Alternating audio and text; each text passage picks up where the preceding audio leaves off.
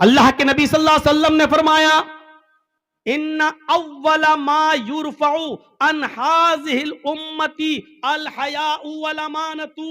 कयामत की जो निशानियां, सुनिए, कयामत की जो निशानियां फैलेंगी, कयामत की जो अलामतें जाहिर होंगी, उनमें सबसे पहली जो निशानी जाहिर होगी वो ये होगी, इन्ना अव्वला मा युरफउ अन हाज़िल उम्मा। इस उम्मत से, हमारे मुसलमानों से, उम्मत मोहम्मदिया से कयामत की निशानियों में सबसे पहले जो जाहिर होगी, हमारी उम्मत से सबसे पहले जो चीज उठाई जाएगी, इन्ना वलमा युरफउन हाजिल उम्मा अल हयाउ वल अमानतु, वो हया होगी और अमानत होगी। शर्म हया सबसे पहले उठा ली जाएगी। औरतें शर्म करना छोड़ देंगी, हया करना छोड़ देंगी, उनके अंदर से शर्म हया खत्म हो जाएगी। आजकल भाभी देवर से कहे, कौन सी शादी पसंद करोगे, लव मैरिज क्या अरेंज मैरिज? अब शर्म क्या रह गई है? जिस देवर को भाभी के लिए मौत कहा गया हो, और वही भाभी देवर के साथ मोटरसाइकिल पे बैठ के कलिया चक जाती हो, तो आप क्या कहोगे? जिस बहनोई के लिए साली के लिए बहनोई को मौत कहा गया हो, वो साली अपने बहनोई की मोटरसाइकिल पर बैठकर या गाड़ी पर बैठकर मालदा और फरक्का जाती हो या कलकत्ता जाती हो, और ताज्जुब ये कि बेशर्मी की हदें पार करते हुए उस साली का बाप यानी ससुर अपने दामाद को खुद ये कहता हो, और बीवी अपनी बहन को अपने शौहर के साथ खुद भेज देती हो, तो फिर शर्म और हया रह कहां गई है? सुनना पड़ेगा, ये सख्त जुमले हैं, सुनना पड़ेगा, तुम्हें नहीं तुम्हारे बाप को भी सुनना पड़ेगा, क्योंकि ये हक, ये अथॉरिटी, ये पावर मुझे इस्लाम ने दिया है, जो मुझसे कोई नहीं छीन सकता है। मेरे भाइयों, जिस तरीके से देवर की बाइक पर भाभी का बैठकर जाना हराम है, उसी तरीके से बहनोई के साथ साली का मोटरसाइकिल पर और गाड़ी पर बैठकर अकेला सफर करना भी हराम है। दोनों मुजरिम हैं, और इस्लाम की नजर में दोनों गलत हैं और दोनों हराम हैं।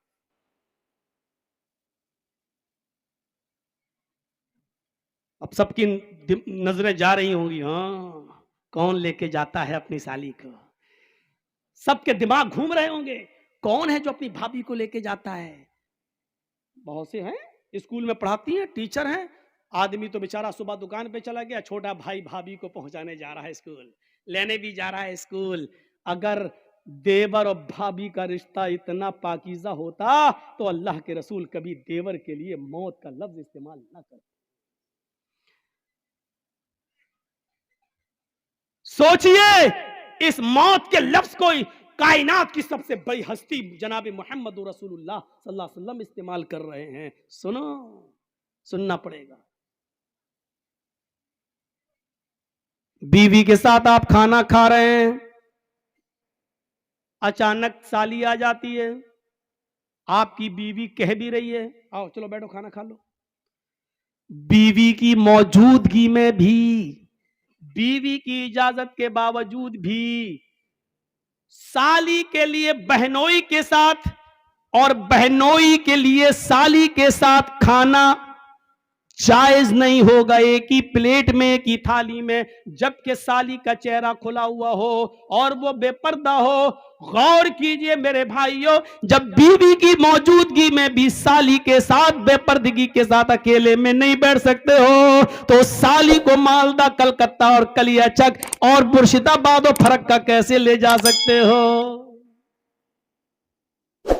बीवी की मौजूदगी में अपने घर में भी साली के साथ नाश्ता नहीं कर सकते हो, तो होटलों में उसके साथ बैठकर खाना कैसे खा सकते हो?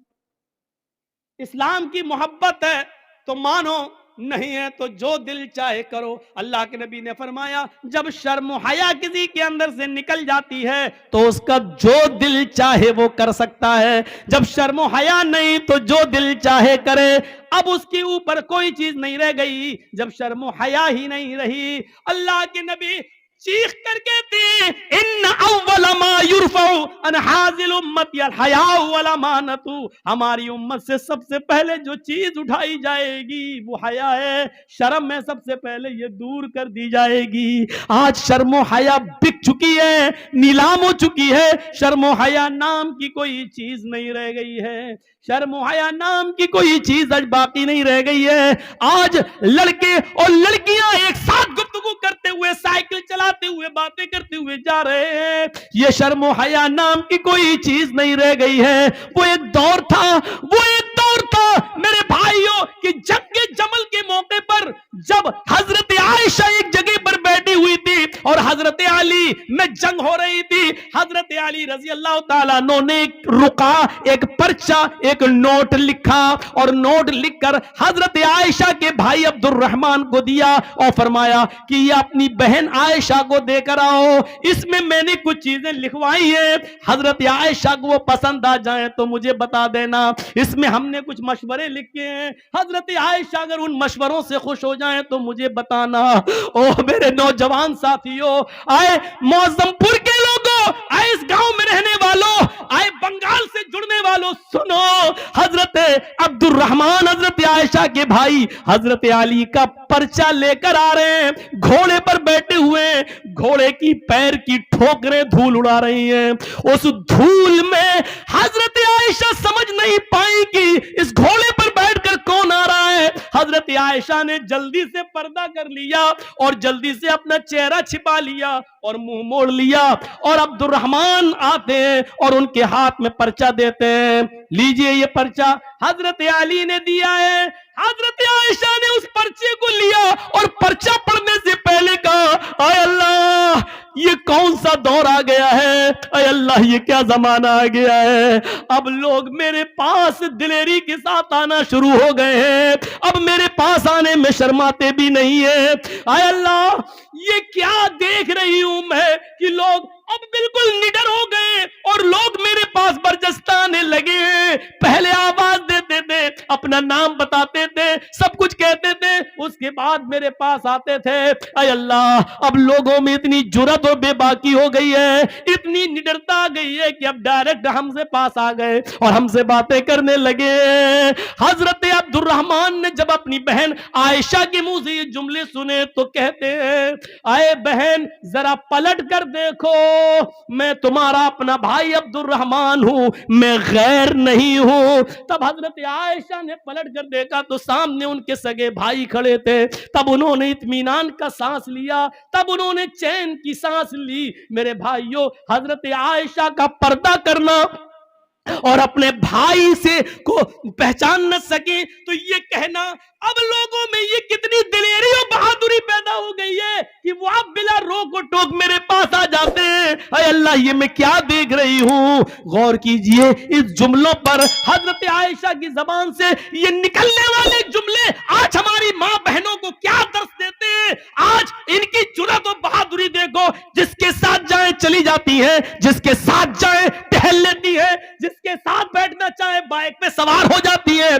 जिसके साथ जाना चाहे मार्केट में चली जाती है। जरा तसव्वुर करो मेरे प्यारे साथियों, हजरत आयशा तो अपने भाई से भी नहीं को भी नहीं देख रही हैं। जब पता चलता कि ये मेरे भाई है, तब उन्होंने चेहरा खोलकर अपने भाई को देखा, कहा कि अब कोई बात नहीं, अब शक मेरा दूर हो गया है। जरा तसव्वुर कीजिए, हजरत आयशा को ये भी पसंद नहीं कि कोई आए और बगैर मुझे अपना नाम बताए और बगैर इजाजत लिए हुए मुझसे मिले।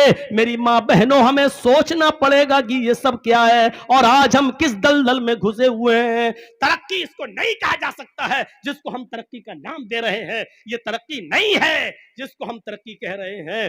तरक्की आपको करना है तो 1400 साल पीछे की तरफ आपको जाना पड़ेगा। जैसा कि कल मैंने एक वाकया सुनाया था कि पाकिस्तान की एक लड़की जिसका नाम शहनाज है, आज भी वो पायलट है, लेकिन चेहरे का पर्दा करती है और हाथ में ग्लव्स पहनती है और हवाई जहाज उड़ाती है, सऊदीया तक की दूरी तय करती है। उसको सऊदी और कोयत और दुबई तमाम लोगों ने उसको दावत दी, लेकिन उसने कहा नहीं, हम पाकिस्तान की लड़कियों के लिए इबरत बनना चाहते हैं, उनको ये सबक देना चाहते हैं कि हम पर्दे के अंदर भी अगर तरक्की करना चाहें तो कर सकते हैं। पर्दा हमारी तरक्की में रुकावट नहीं है। जरा तसव्वुर करिए आप, ये क्या चीज थी, ये कौन सा जज्बा था। अल्लाह के नबी ऐलान कर रहे हैं कि अन्निसाउ हिबालतु शैतान। अब क्या रह जाता है इस हदीस के बाद, इस जुमले के बाद अब क्या रह जाता है। मेरी बहनों बुरा मत मानना, अल्लाह के नबी ने क्यों कहा है अन्निसाउ हिबालतु शैतान, औरतें ये शैतान की रस्सियां हैं। नहीं, तुम्हें बुरा नहीं मानना चाहिए, सारी औरतें इसमें शामिल है। क्या हमारी मां नहीं है, क्या जर्जीस की बहन नहीं है, क्या जर्जीस की मां नहीं है, औरतों में तो वो भी शामिल है। तो फिर ये क्यों समझती हो कि मैं तुम्हें कह रहा हूं शैतान की रस्सी। जहां अल्लाह के नबी सल्लल्लाहु अलैहि वसल्लम ने तुम्हें शैतान की रस्सी कहा है, वहां यह भी फरमाया है कि इन दुनिया कुल्लुहा मताउन व खैरु मताई दुनिया अल मरातु स्वालिहा। दुनिया सारी की सारी फायदा हासिल करने की चीज है, और सबसे बेहतरीन पूंजी, सबसे बेहतरीन फायदा हासिल करने की चीज, जिससे फायदा उठाया जाए, वो नेक औरत है। गौर करो, ये भी कहा जहां शैतान का जाल का है, शैतान की रस्सी का है, वहां दुनिया की सबसे महबूब चीज भी तुम्हें बताया है।